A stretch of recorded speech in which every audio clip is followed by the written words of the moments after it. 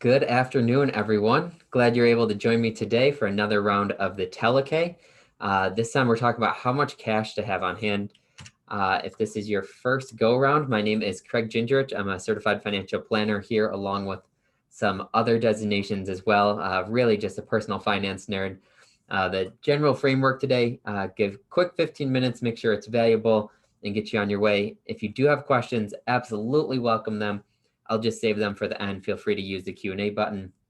And a quick reminder that the reason why many people choose to work with Sage Rutty is that we're always here as a resource to answer your questions as free, objective, and professional advice for all of our 401k participants. So take advantage of that.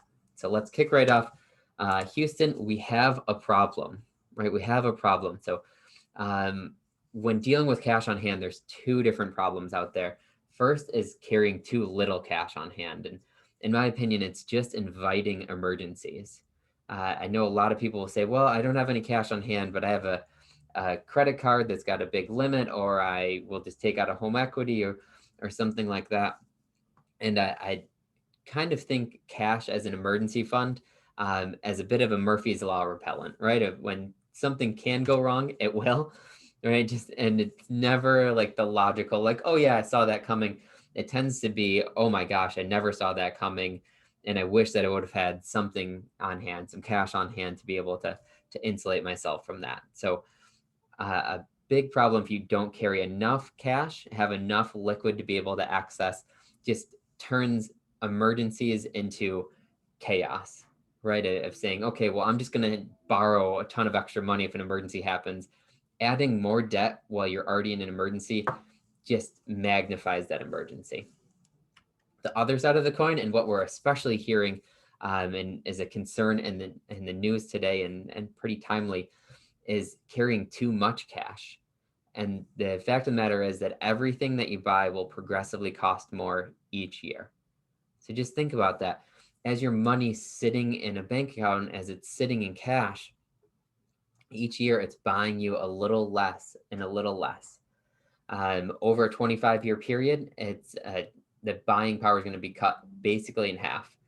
So the consumer price index, how they measure inflation, uses these categories. Personally, I like to think of it as a car because it's a pretty dramatic difference. The $60,000 that you have today to buy a Land Rover will buy you a $30,000 Corolla, right? It's not overnight. It's just this really gradual sneaking up on you. And if you think of a cost of a stamp and how that's progressed, gas prices tend to be pretty volatile, but historically have kind of edged forward, and your cups of coffee and anything that you're buying has gradually begun to cost a little bit more. So first priority when it comes to carrying cash is an emergency fund. And the rule of thumb on that is 3 to 6 months. And I say that all the time, and it always leads to a handful of questions like 3 to 6 months of my net income, of my gross income, of my expenses. If it's of my expenses, is it all my expenses? And how the heck do I know the difference between 3 months and 6 months? Right? You tell me 3 to 6 months in cash. What the heck does that mean? It's designed to be 3 to 6 months of expenses, and the expenses that don't go away if there was an emergency. So the way that I prefer to go about it, or what I find most valuable, is going through what I call a lifeboat drill. So what's the worst but realistic case scenario, right? And I'm sorry to use a clip from, or a screenshot from Titanic, so I'm sorry if this is a spoiler if you haven't seen it, but things don't end well. But it was kind of predictable, right? They knew, okay, we need to have lifeboats on a ship, because if the ship goes down, this worst case scenario, then there is something to help take care of it. So think about things like, okay, if you lost a job, if your car broke down, if you had a bad medical event, right? Each of these is really bad, but also somewhat is realistic, right? There's always that chance that's out there. And so put some financial parameters around it of, okay, if I lost my job, how much do I realistically need to have to be able to turn it from an unfortunate event, to avoid turning it from an unfortunate event into, an irreparable harm done to you, basically crushing your financial life. Having an emergency fund to insulate that if a car breaks down, if you have a medical event. Here's the considerations that I kind of go along with that.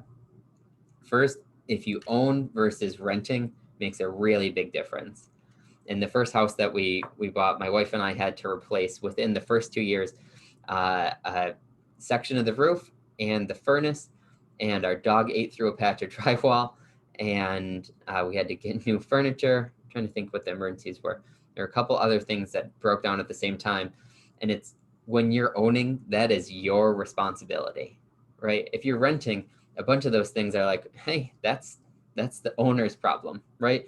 And allows you to free up some of that cash versus if you're owning, maybe you need to have a larger, maybe you need to err more towards the side of 6 months rather than 3. Similarly, if you have a lot of fixed expenses and not that many discretionary expenses, maybe you need to, again, err towards the side of 6 months. So when I was talking about, okay, is it gross or net or expenses, and what does that look like? I kind of mentioned all expenses or some expenses, and this is where I want to point it out, right?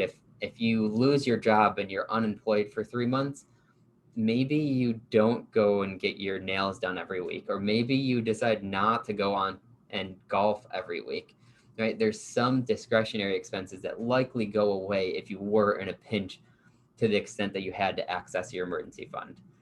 So I always like to kind of write out and say, well, in a normal month, I'm living off 4,000. If I needed to, the bare bones budget is realistically 3,000. That's going to be the number that I multiply by 3 or 6 or somewhere in between number of months. Also valuable and makes perfect sense, but is often overlooked, is deductibles on your insurance, right? So that if an emergency happens, that's why you have insurance, but insurance companies put a deductible on it so that you have some skin in the game. That's a deductible is the first dollars that you're personally responsible for, and insurance will take it after that. So look at what your homeowner's policy, what your auto policy, what your health insurance policy, like what's the deductible? So if your car got totaled, it's, oh gosh, I'm responsible for the first $1,000, or for the first 500 or the first 1,500.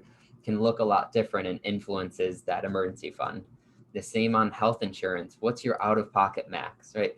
Worst case scenario, if everything went wrong, how much is the most you'd have to spend on your own medical? Well, maybe you need to be keeping that much available in your HSA or available in cash to be covering that. And the final consideration is looking at job security and marketability. I know that 2020 was a pretty strong test of job security, and a lot of businesses that thought they were immune to some of the volatility found out otherwise. But consider especially the marketability side of things. Of if you are in such a specialized position that there's only one of you in the company and only one company that does that in your area, and you can't work remotely, well, that looks a lot different than, say, I work in general accounting, right? I can do just general accounting work. Well, there's thousands of companies that you'd be able to work with within your parameters, right? And so you're much more marketable than someone so specialized that they wouldn't be able to go work somewhere else. And if you're more marketable, need less safety, less marketable, maybe you need to be, again, looking towards that 6 months worth of expenses. So once you have that number and you have an emergency fund kind of sitting out there, and in the spot that I am, so I have my emergency fund, it's just sitting in a bank account. I often think, like, when will that change? When do I need to adjust things? Obviously, fixed expenses change, adjust your emergency fund. If you went from renting to buying, adjust it. If you pay off your student loans, okay, well, now that fixed expense is gone, maybe you can ease down your emergency fund. Having children are expensive. So if you have a child, like if you have children, maybe you need to be building up a larger fund. If your children get off the payroll, maybe you can adjust it the other direction. If you add or subtract an income stream, so if it's a two-person household and you have 2 incomes coming in, or somebody adds a part-time job and it's 3, you think, okay, well, one of the worst scenarios was losing a job. but that's losing 1/3 of the income streams and not half of the income streams. Or if it's just you and you're working 2 jobs versus one, well, maybe half of your income goes away in a bad scenario, but not all of it. A change to predictability. So we go through kind of ebbs and flows of in the economy, ebbs and flows in job security. If your predictability changes, adjust inversely to your emergency fund. And then access to liquidity. It seems pretty obvious, but if you have an account that you can go into and be able to liquidate, so if you have like a stock account, it's a lot easier to go in and say, I'm going to sell it and maybe I'll take a loss, but I can sell it and I can take money out if there's an emergency. Much easier to do that than, hey, I own a rental property. You can't just say, well, tomorrow I'm just going to sell it if there's an emergency and just cash out all of that money.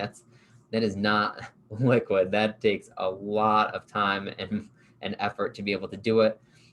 You can't just access that and say, oh, perfect, I'll sell that to be able to cover a surprise bill. So that's the first side of things, is emergency fund and cash. But there's other really good reasons to have cash on hand. The first of the other reasons is having some what we call dry powder. So having some money ready and available if an opportunity pops up. So typically within larger portfolios, I normally design to have a little bit of dry powder, a little cash in there. What it does is it makes market downturns a lot more fun.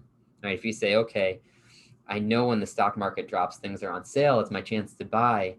If you don't have any cash available, well, that's great that you can buy, but you don't have anything to buy with, right? Having a little bit of dry powder makes that a lot more interesting. Or if you're just actively having your eye out for other like traditional investment opportunities. And I think of a family friend of mine, Mike, who loves buying John Deere tractors, and he has 2 for himself, but then has bought them for like every niece and nephew, like anyone that buys a house. Like he's like, hey, I found he trolls like Craigslist and Facebook Marketplace and looks for really good condition ones, and then will buy them. He keeps extra cash on hand because if an opportunity pops up, I may not have time to wait and just go to the bank or wait and try and liquidate stocks and go through the clearing before I can get my hands on some money to pay for it. So he keeps extra cash on hand. If you're the same with boats or investment properties or just whatever it might be, whether it's even just you love sales, have a little extra cash.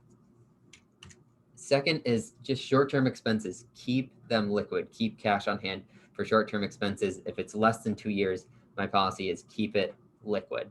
You don't want to be investing in the stock market if you're going to be spending it within 2 years, because what can happen is you can say, hey, I'm buying a truck in 2 years, and this is the truck that I'm buying, and this is what happened and how much truck I can afford now, right? When we look at the stock market over the long term, it has this nice, like pretty gentle upward flow to it, and it looks pretty smooth and it's not so scary. But when you start zooming in closer to the chart, when you get a little closer, you can recognize like, oh, this blip that didn't feel so bad meant that I lost 19% if I needed to cash out at that exact moment, right? So if I was invested up here and had to sell out down here because I was buying a vehicle or had plans for the money, means you took a 19% haircut on your money. It means you can afford 19% less. You don't have that luxury of just waiting things out. So that's why short-term expenses, keep cash available for them. The last reason to keep cash on hand is in retirement. In retirement, your investments change from being like, okay, I'm growing and this is my investment account, to this is my source of income. It is no longer like I'm saving that for down the road. You don't have a job anymore. This is your source of income. Keep cash on hand, because most of us do not like the idea of if there's a 30% drop in the market, you have a 30% drop in your income. That is not a fun process. My policy on this, I normally like to have 18 months worth of cash on hand. And the calculation for that is look at what your expenses are, subtract any guaranteed income that's coming in. So Social Security, or if you had a pension or an annuity, something that's no matter what's going to come in every month, subtract that chunk of things, and then keep 18 months of whatever the investment account is covering there. Keep 18 months of that dollar. so that if the market drops, you don't have to even open a statement or sell anything at a loss. You don't have to think twice about it. It's ready and available. So I'll finish, as always, with thank you. Thank you for your time this afternoon. Thank you for the business and trust that you're placing with me and with all of Sage Rutty. We certainly do not take that lightly. Happy to take any questions. If you have them now, use the Q&A button. Happy to address them right now. For everyone else, feel free to give me a call or send me an email. My information's right on the screen. We also have a new website. So sageruddy401k.com, new and revamped and looks absolutely beautiful. If you've missed any of the telecays, if you have other topics that, shoot, I didn't get a chance to watch it, or just want to rewatch things. I know some of the popular ones were like the Social Security one was great. Intro to Taxes is a really popular one. Some of the market mistakes have been viewed a lot. All of those are available on there. You can watch them. You can fast forward through or skip to the parts that are most valuable to you. And then there's always summaries of each of them that we talk about. So you can print just a PDF page if you don't want to watch the video. So I'll check. It doesn't look like we have any questions that came through. So again, thank you for your time. I look forward to any questions, and please don't hesitate to reach out.